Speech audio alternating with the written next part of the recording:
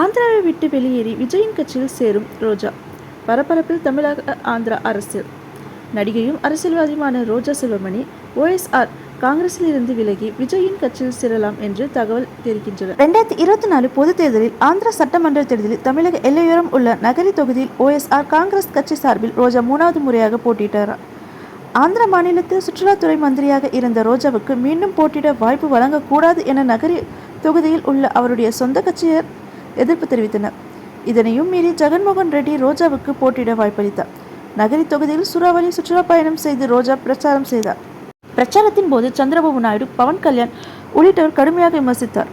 மேலும் அவர் தனது ஆட்சி காலத்திலும் சட்டமன்ற மற்றும் பொதுக்கூட்டங்களிலும் சந்திரபாபு நாயுடு, பவன் கல்யாண் ஆகியோரை விமர்சித்து வந்தார்.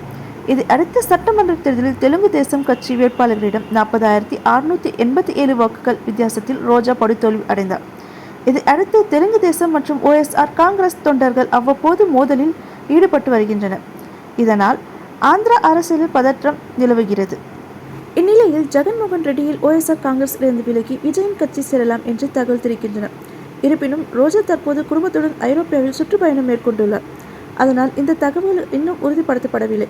ரோஜா 2009ஆம் ஆண்டு முதல் OSR காங்கிரஸில் நன்கு அறியப்பட்ட நபராகவும் நகரி தொகுதியின் MLA-ஆகவும் பணியாற்றியுள்ளார். அதற்கு முன் அவர் OSR-இன் தலைமையில் கீழ் காங்கிரஸ் கட்சியில் இணைந்ததாக அறியப்பட்டார். அதே நேரத்தில் அவரது அரசியல் வாழ்க்கை தெலுங்கு தேசம் கட்சியில் தொடங்கியது. ஆந்திராவில் தனது எதிர்கால சிதைந்து போவதால் தமிழகத்தில் தளபதி விஜயின் புதிய அரசியல் கட்சியில் சேர்வது குறித்து ரோஜா யோசித்து வருவதாக ஊடகங்கள் செய்தி வெளியிட்டுள்ளன. தமிழ் சினிமாவில் மிகப்பெரிய நட்சத்திரங்களில் ஒருவரான விஜய் 2026 மாநில தேர்தல்களில் நிகழ்நேர அரசியலில் அறிமுகமாக இருப்பதாக குறிப்பிட்டுள்ளார். மேலும் ரோஜா பழைய மெட்ராஸில் உள்ள தெலுங்கு மக்களவை கவர கட்சியில் தனது வழியை மேம்படுத்த விரும்புகின்றார்.